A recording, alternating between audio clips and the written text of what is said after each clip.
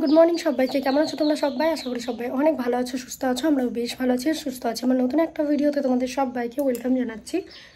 তো আজকে হচ্ছে সেপ্টেম্বরের 23 তারিখ, আর তোমরা তো অলরেডি সমস্ত ভিডিওগুলো দেখেই ফেলেছো। তোমার দাদাভাই বাড়ি আসছে, আজকে পৌঁছাবে।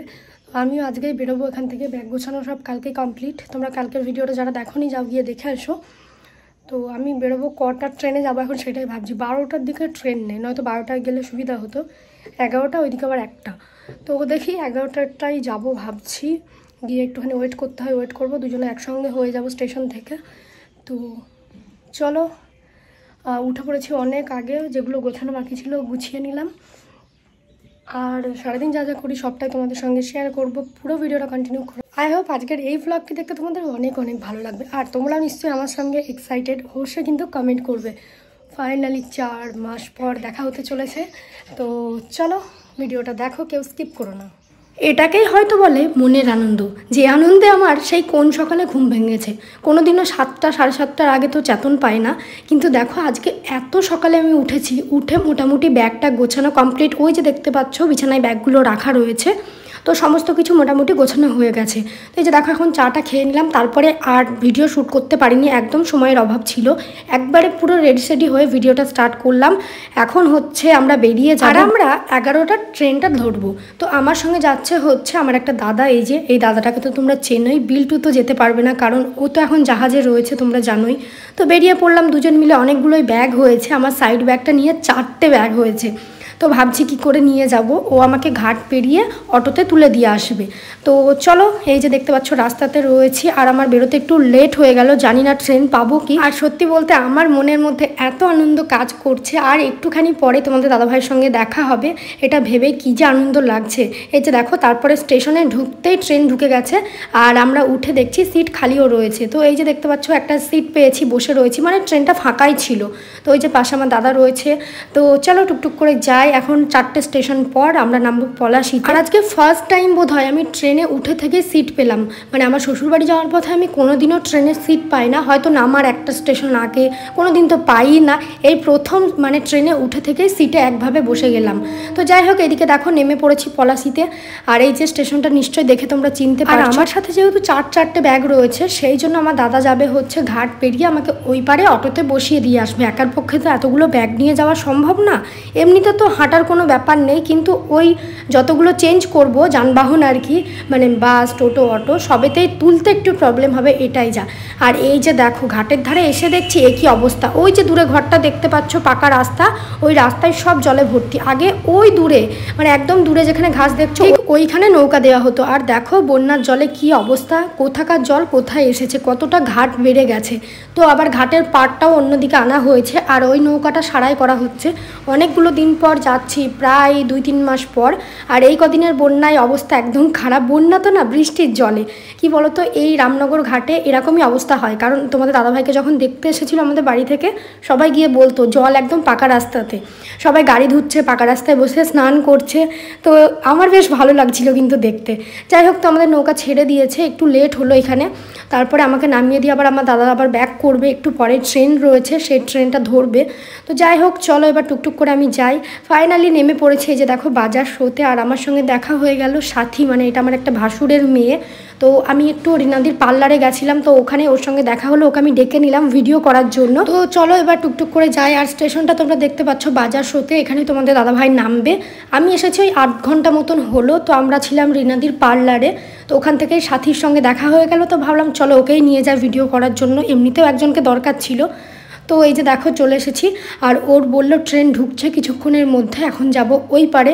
আর স্টেশনটা দেখে তো তোমরা বুঝতেই পারছো, প্রথমেও বলছিল বাসে আসবে, তারপরে লেট হবে দেখে ট্রেনেই চলে আসলো। আর ভালোই হলো, আমারও ভিডিও হয়ে গেল।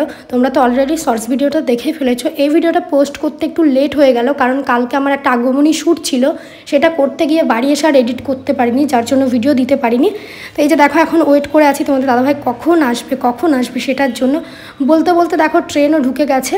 আর ওই যে দেখো আসছে তোমাদের দাদাভাই, ওকে জিজ্ঞাসা করলাম কোন জায়গায় আছো, ও বললো 4 নম্বর কামরাতে রয়েছি। তো এখন সেটাই খুঁজবো। তো চলো, এই যে দেখো আমি ওকে কিন্তু দেখতে পাই, তো গেটের দিকে দাঁড়িয়ে থাকে সব সময়, কিন্তু দেখতে পাচ্ছি না। আগের বার দেখেছিলে তোমরা, সেই জন্য দেখো আমি প্রত্যেকটা বগিতে খুঁজছি, মানে কোথায় আছে কোথায় আছে। তো একটুখানি যাওয়ার পরেই মানে আমি যে বগিটার সামনে গেছি দেখছি ও নামছে, ওই যে সামনে দেখো, এখনও পর্যন্ত আমি জানি না ও ওটাতেই রয়েছে। আর তারপরে এই যে দেখো দুজনকে দেখে কি স্মাইল। এই দিনটার অপেক্ষাই করছিলাম 4 মাস ধরে, কবে আমরা একসঙ্গে হব। ফাইনালি আজকে আমরা একসঙ্গে। এই মুহূর্তটা কেউ বুঝতে পারবে না, কেউ না, যাদের প্রিয় মানুষটা দূরে থাকে শুধুমাত্র তারা ছাড়া। আর তোমাদের দাদাভাইয়ের লুক তো তোমরা নিজেরাই দেখেছো, ভীষণ বাজে অবস্থা, ভীষণ চেহারাও অনেক শুকিয়ে গেছে, তো একদম ফালতু লাগছে পুরো এই লুকে। আর অনেকে কমেন্টস করছো যে সেভিংস করতে হয়, এই করতে হয়, আরও অনেক কিছু।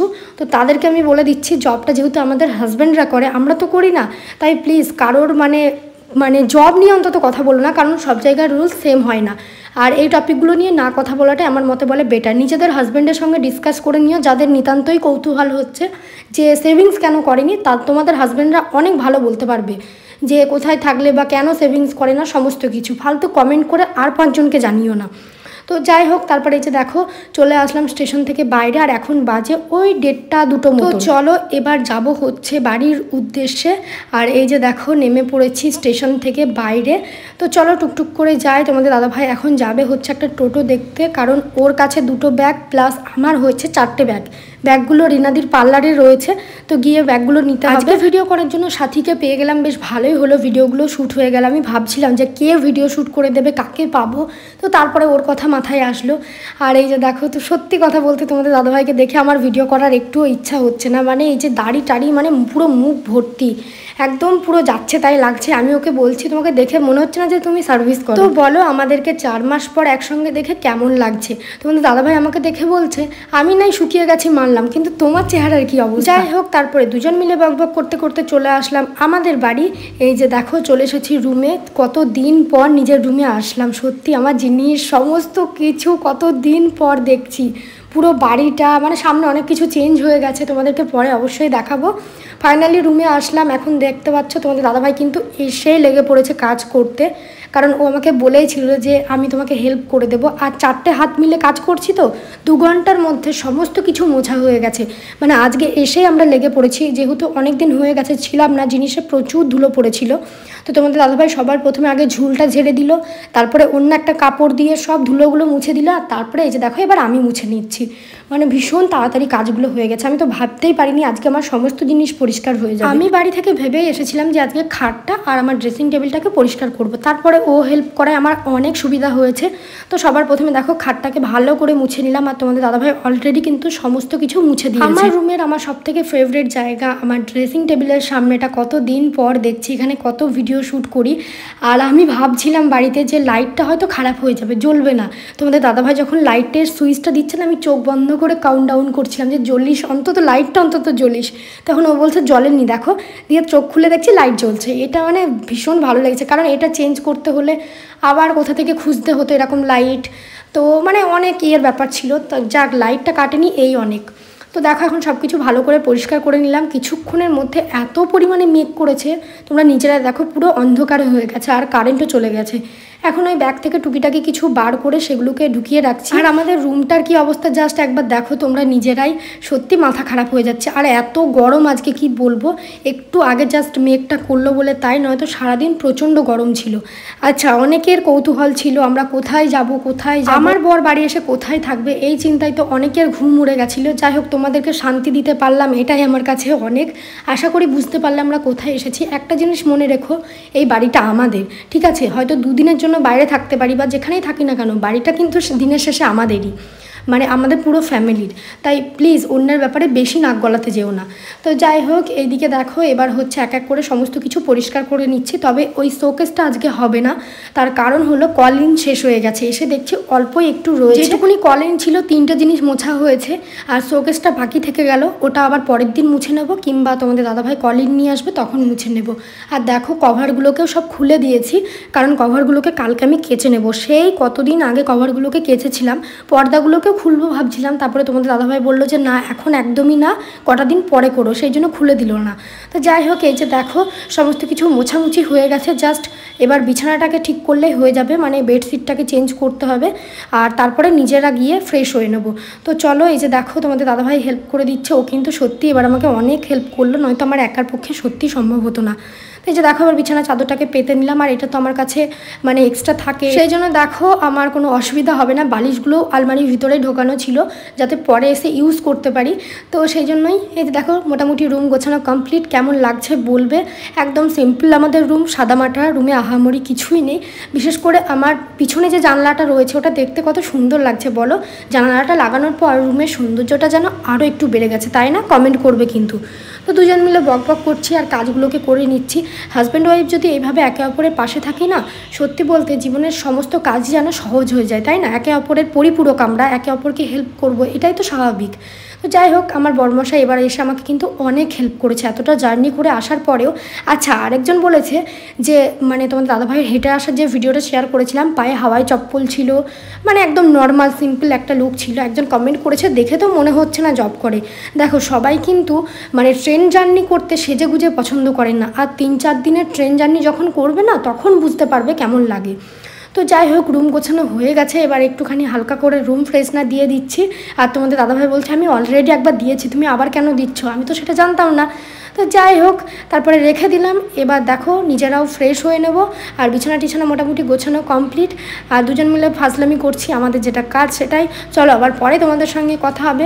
এই যে দেখো কিছুক্ষণ রেস্ট করার পর এখন আবার ভিডিওটা শুরু করলাম। আর ওকে আমি সেই থেকে জ্বালাচ্ছি দাড়ি কাটার জন্য। তোমরা কি জানো ওকে আমি কটার সময় দাড়ি কাটতে যেতে বলেছি? তখন বাজে প্রায় রাত 8টা।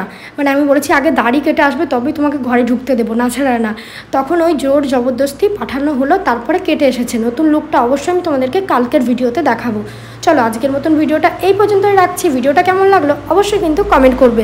টাটা সবাইকে, খুব তাড়াতাড়ি দেখা হবে নেক্সট